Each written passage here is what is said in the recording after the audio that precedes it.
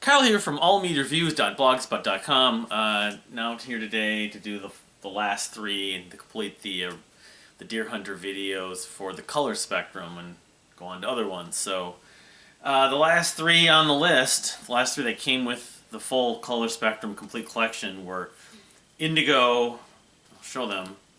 Indigo, Violet, and White. So, and then I think after I'm done with this, I'll pick out my favorites, and then I'm going to show I'll show that compilation again. So anyway, just going on, just to start here, Indigo, which, I'll say this, I mean, from the get-go, and probably still to the case, and that's interesting, the way it looks different on both sides, a little darker maybe. I don't know if it's just the light. It's probably just the light. Yeah, it's the light. Indigo to me is like richer purple. It's like purple rain purple, Prince purple. But I'll just say from the get-go, this was probably the EP that I went back to the most and favored the most, and I'm not alone in that kind of feeling on the color spectrum in a lot of ways. It's the most electronic for sure. I mean, it has that vibe of maybe technology and electronic, but it also has this like spacey, almost dreamy quality. Actually, yeah. Not the only one that has the dreamy quality, but I'm wearing the Indigo Child t-shirt, and I think at one point, I don't know if it was something that Casey felt like he just wanted to expand upon, but I know after the color spectrum came out, over many years, people would ask him questions or about Indigo, or suggest that they would love to see him put out a whole album of music like this. And I don't know if he was, just based on those responses, ended up doing the quote-unquote Indigo Child and had that approach, or it was just something that he felt, that him and the band felt, yeah, we'd love to do more music like this. The irony about the color spectrum with all the collaborations, I didn't even mention Jesse Rabordi and some other people that worked on some of the other EPs on the previous videos. The color spectrum largely was about collaboration. He was traveling around the country, working with other musicians, from other bands. But this was all him, I guess. I'm not even sure how much of the band's even on this. There's probably some of the band members are on it, but Indigo was what he did. He largely did I think he did it at home. So, but as far as the favorite, I mean, the whole thing I love. It's like I said, it's very like ambient electronics, dreamy. The song, why am I looking at this weird? Mandala is just terrific. It has that sort of goosebump-worthy crescendo, and the vocal lines, the intro with the piano just kind of builds up. I can see Kevin Gilbert actually writing a song like that. And, just revisiting, that's the one I go to frequently, but the rest of it, Progress, is also dreamy. It flows right into Therma, the instrumental, and the first song, What Time Taught Us. Is it purple? The difference of the feelings you get from Indigo. Is it technology to an extent? Maybe it's the good side of technology, the uplifting side of technology, or just the emotions that technology can give you. I'm not sure. Some of the lyrics are kind of abstract about it, the thing of it all. I can't remember. Anyway, I just think that this definitely is a shining star among shining stars on this collection. Whether he could have written more music at the time, what it would ended up, or was it going to end up like it's going to end up on the Indigo Child or Antimai in the Indigo Child world, I don't know. But, yeah, it's just, for some reason, Casey has done music, some of his music, with like the misleading demos, specifically I'm thinking of, when he's used like ambient textures and electronics, but not over the top, it totally works. A little bit like the Apes and the Androids guys too. It's like Indie-tronica. You could say this is the Indie-tronica release. I am a little bit, I don't say I'm bugged by, but sort of the percussion, the drum loops and stuff like that are, I mean, we'll see. We'll see what the Indigo Child and the Antimai ends up sounding like. I get kind of mixed feelings sometimes with electronic percussion, but it's almost like when it's done well, like I'm totally for it. But when it's not done as well, I'm completely like I check out. So it's like a love or hate thing pretty much for me. So and this is one that I totally love. So the next one is Violet, which the thing is, from a shade perspective, why was one violet and why was one, indigo or purple? I mean, they're both. I know violet is like in the box of crayons that you get and the colors that you use. You can have violet and you can have purple. There's a difference, but there is no brown in this collection. I've never fully understood why he chose indigo. He should have just called it purple, I guess. But and then violet, But anyway, that's beside the point about what violet is. It's definitely a contrast from indigo and some of the others, and it's notable probably from most fans' perspective of this.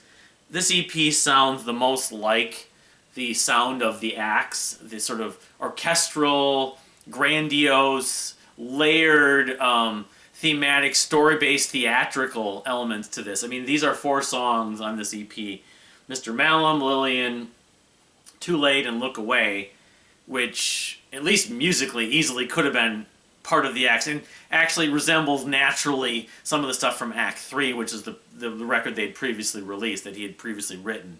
The thing is, I liked a lot of the moments on this. Mr. Malum probably been my favorite. I like Lillian a lot too. The issue, sadly, with this EP, and if Indigo stands out like a shining star among shining stars, the shiniest star, this, I want to say it sticks out like a sore thumb. Not really from a musical standpoint. It's still really good, even though it does resemble the Axe sound. But the drum sound and the compression sound on some of the mixing, just it still bothers me. I don't know, and I need to revisit the live DVD or the music just to hear these songs live. It doesn't bother me because it probably won't. But I mean, it shouldn't bother me. And even I don't wear headphones typically now like I used to when I was working at the office. But I still can hear it. It's I don't know, it's just mixed that way. Whenever he mixed it or mixed the drums, percussion's clipping to me. So, and I mean, I've gotten past a lot of that with a lot of albums. I've got a handful of albums that I've listened to and music that I've listened to that the mixing does that, and in many cases I can deal with it. Like Between the Heart and the Synapse from the Receiving End of Sirens, or that Casey was involved with, or there's some other examples. I mean, the Reign of Kindo's first album, there's like 4 or 5 tracks like that, the rhythm, chord, and melody. So, hearing it on vinyl might make a difference. But, the digital versions, unfortunately. But, it's still really good. It's still really good. I mean, it's very much of sort of a narrative, the way that the acts are a narrative in a sort of a fictional world, it sounds like. I mean, like I said, Mr. Malum is like about a king or a leader, like someone who's elected president who, he's not really sure what he's doing, but he's sort of found, he's gonna, I don't know, I was reading through the lyrics. He sounds like he's gonna do something dramatic, but we don't know what yet. And there was kind of like warning signs and stuff.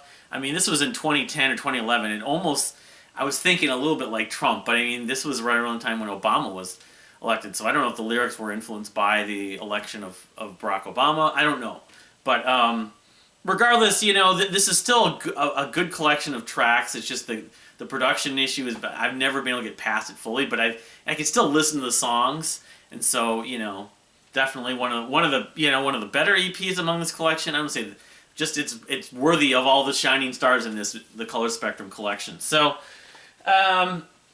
the final EP, which is another one that I really enjoy, is the White EP. I mean, again, final, depending on how you listen to this. You're going from bookends. Black was the beginning and white is the end in terms of bookends. This has some of the most sort of heartfelt, honest. I mean, is it a little bit, you call it corny, cheesy to an extent, the lyrics to this, but I personally just take it at face value and still really enjoy it. The song Home is a staple. I think, they play that live always now. I don't know if it's gonna be like a lot of the fans with like Red Hands. If there'll be many shows, I don't know how often. I haven't paid attention to the set list the last 5 or 6 years because I've only seen the Deer Hunter once last few years. Seen them forever. Like I've seen them frequently, like over like a 7-year period. I saw them like 10 times. But Home is one that I almost assume they're gonna play, and it's just inspirational. I mean, to me, this is almost like not going to church or synagogue or whatever, but in a way, sort of, it's a spiritual, the end of a journey kind of thing.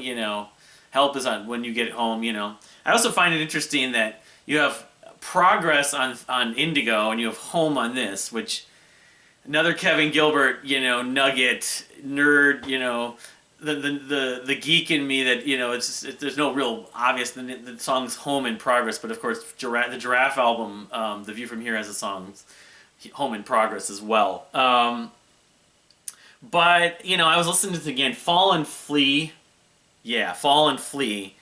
and Lost but Not All Gone are just terrific too. Although Lost but Not All Gone is weird.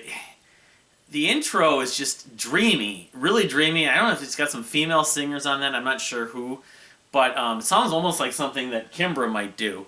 Sounds like Kimbra's voice at points. I know that Kimbra, there was a chance she was going to work with the Deer Hunter and Casey for Act 3, not for Act 3, for probably for the next album, Migrant, I'm going to talk about. But the record label didn't really allow it, unfortunately. But I don't know if there was an influence or not, but actually probably not, considering that her album, when this came out, hadn't even come out. So, but it's just coincidence or whatever. It's the dreamy vocal style. But then, like, middle of that song, Lost But Not All Gone, it gets really kind of heavy and dissonant at points, which is kind of a left turn.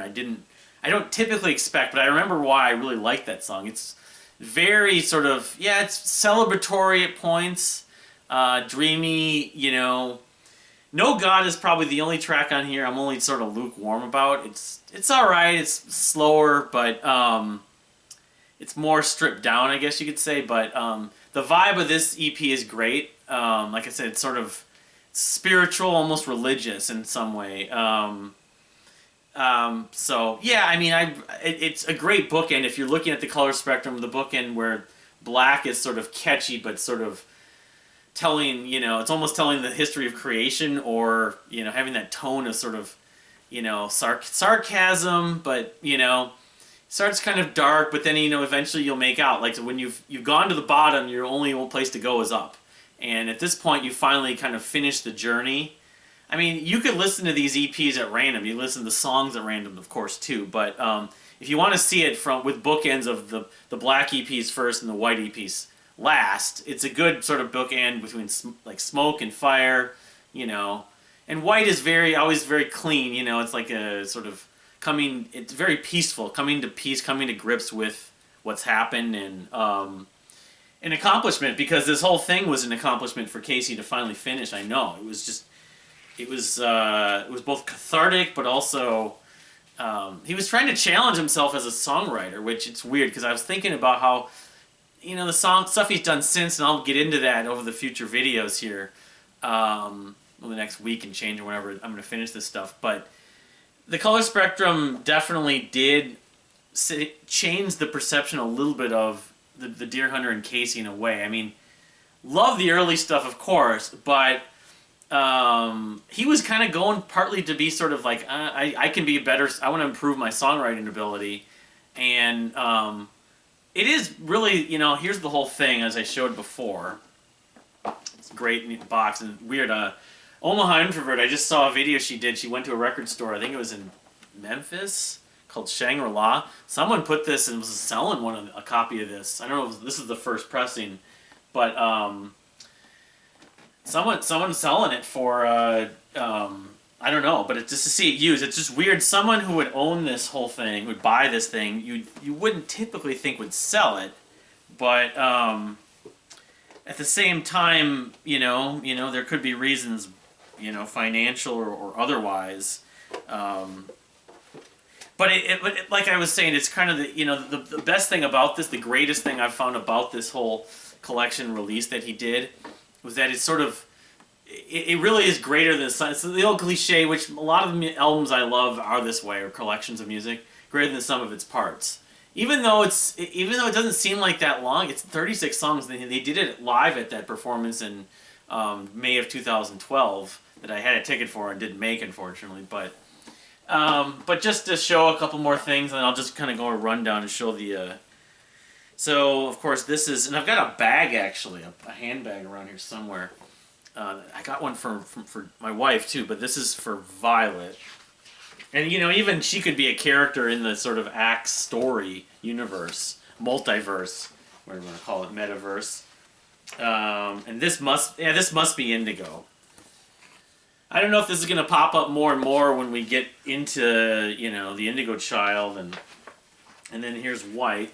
So, the CD, of course, I had out too. And I could say, because I am a lifetime member, and I'm not sure how much activity the lifetime membership's going to have going. It has been a few years and going to continue, but it's lifetime, so it's not ever supposed to end.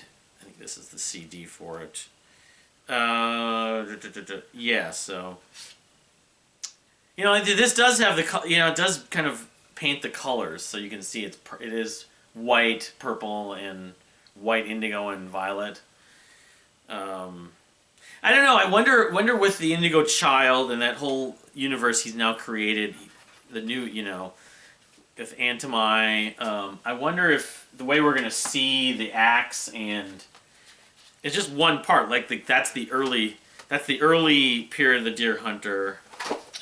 I forgot that this does come with like a making of DVD, which now after listening to the whole thing, I kind of feel like watching, which if I given the time, maybe I will try to do that. I wonder if it's actually on YouTube, but yeah, this is the DVD.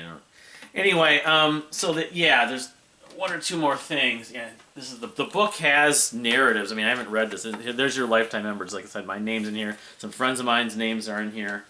There's like 200 some of us that did that back when it was basically to help fund this, and then some other stuff. I mean, it wasn't the only reason. There was multiple reasons. It was like his version of crowdfunding. Casey there, he was traveling around, the country, talking to friends. Jesse Raborti, I believe, is on of the River Empires and Falling Up, and Gloomcatcher is on Green.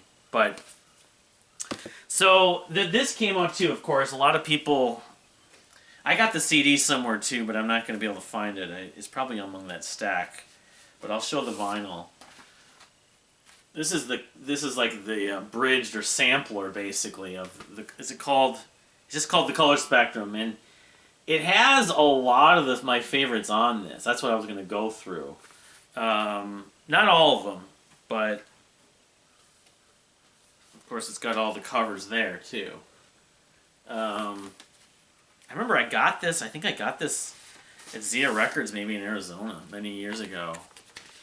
Cause I was like, well, I have the whole thing on the 10-inch EPs, but yeah, so it's white, but I mean, just going through the track list, it's got Filth and Squalor from Black. Yeah, it's got one track, so it's 9 tracks. Yeah, that makes sense. Filth, that's catchy. Deny It All from Red, But There's Wolves from Orange. She's Always Singing from Yellow. That makes some sense. Things That Hide Away from Green. Yeah, I can get that to an extent. That would be my first choice. Trapdoor from Blue. Well, Trapdoor is great, so it fits Blue. What Time Taught Us from Indigo. Of course, I would have gone with Mandala. That Mandala is my favorite track on the whole thing. But Lillian from Violet and Home from White. Home makes sense. And Fallen Fleet. So actually it's 10, my bad. They added Fallen Fleet. I mean, I don't know, maybe he just had room for one extra track. I don't know.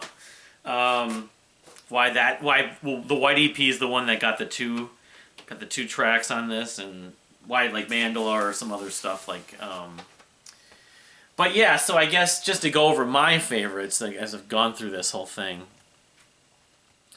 I would go with, if I took one track from each, I would, I'd probably go Never Forgive, Never Forget, or maybe This Body maybe.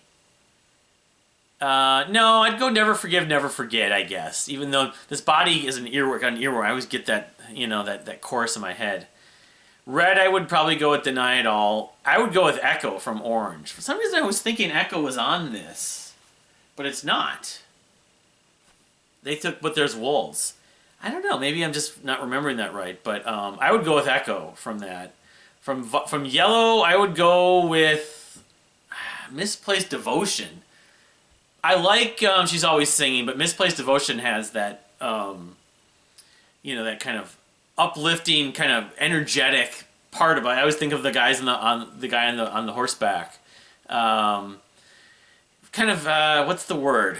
Grand, or old western, kind of celebratory kind of thing. You're in your you're in my room tonight, or whatever it's called. The lyrics he says, you're in your room you're in my room tonight. I can't remember the lyrics. Green, I would probably go with I guess the Canopy is what they chose on this. No, Things That Hide Away. I would go with probably Canopy. I forgot to mention that yesterday on Tuesday. The lyric, the forest for the leaves, of course, the phrase "forest for the trees." I wonder if he wanted to be different but have it rhyme, because it's referencing nature, the woods, forest, But or I might go with The Inheritance, but The Inheritance isn't an uplifting song. I probably would go with the Canopy. Blue, I would go with The Collapse of the Great Tide Cliffs for sure. I mean, you could go with some other ones on there. I love the whole vibe of Blue, but that's the biggest highlight for me. It's a longer. Indigo, it's tough, but I can't not go with Mandala. And then Violet, I would probably choose Mr. Malum. I don't know. The Violet songs all sound like tracks from the act, so it's like they're almost... But Mr. Malum's sort of the token one that a lot of people like. And then White... Well, Home is sort of that's the most well-known song probably on the entire color spectrum. It's a very, like, a sort of fantasy where you go after you die, you're going to heaven kind of thing. I guess I would probably go with Lost But Not All Gone, though. Just because that kind of has... It ends... It's a great... if I was just choosing one track, I mean... I kind of gave away a lot of my favorite tracks. And how I rate this thing is weird, because recently I think I bumped it up to 5 stars. And after revisiting it again, I'm thinking... Because I think initially I gave it 4. I think 4.5 is the right rating for this. While I love it a lot, and it is greater than some of its parts, it still has enough music on it that I don't know. And it's as long as it is. If I'm rating it as one thing, I would say that a few of these EPs could easily warrant 5 stars. Indigo for sure. The White EP. Maybe even like Green or Yellow. Or Blue. Blue probably could. So some of the EPs to me, if I'm rating them as perfect 5 stars, I could rate them as perfect 5 stars. But I guess as a whole, it kind of has this meter. It's like a mood thing. Some days it's like the best thing they ever did. It's the most ambitious thing. It still is the most ambitious thing I think they've done, at least up to this point, that the Deer Hunter's done. But as far as just like comparing it the way I feel about a perfect record, it's close. Maybe someday it will. But anyway, so that's that for the color spectrum. Again, what are your favorite tracks on the color spectrum? And what do you feel about it? I know that the majority of people do enjoy it and love it. There's people that find it to be clearly the best thing the Deer Hunter ever did. But then there's the people that started out or just gravitated more toward the Axe albums and think it's sort of good but not as good. I think people that dismiss the Deer Hunter or don't get into them, this is where they should go. Granted, this is 36 tracks. So... The sampler might be the best bet, but I just think as a whole, this is more...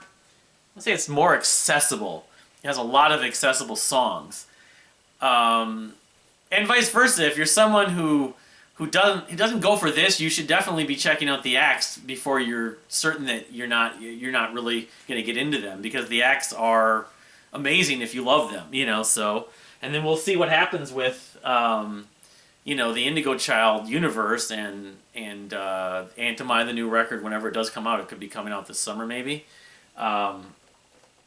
But yeah, so tomorrow, since this is not a spoiler, I'll be tomorrow, assuming I have time. I'm going to probably do Migrant, and I should probably also bring up the fact there's the Migration Annex, and I'm divided about this, about ranking and including that, because it really belongs with Migrant.